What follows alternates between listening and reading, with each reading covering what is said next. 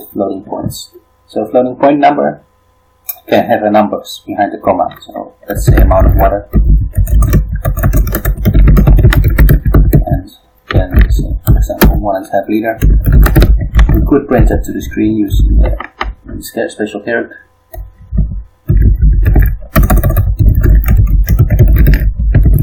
If we run it, so notice that we get many numbers behind the comma. So remember that we can type the dot and then the amount of characters that we want behind the comma. So let's just take 2.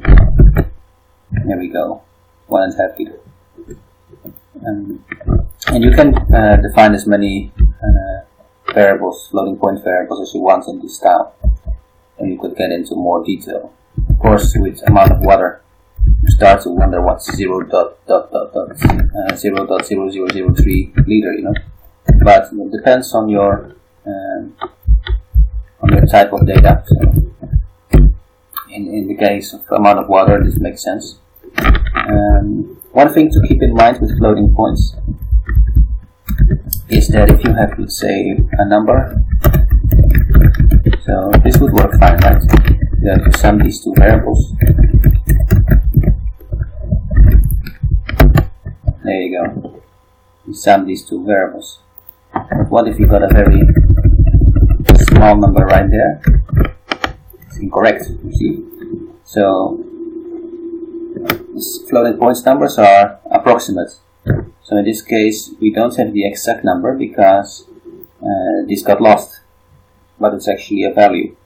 So floating point calculations can become inaccurate, and in fact, it was the reason of several crashes of billion-dollar projects. So something to keep in mind too.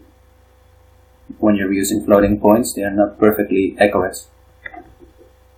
And otherwise, you can do any operation with floating points as well. So addition, multiplication, division, subtraction, or whatever you want. You can also use like rules combined. So let's say we put this to 3. Doesn't really matter what values you have. For example, use these braces to do some more advanced calculations. This will work fine as well.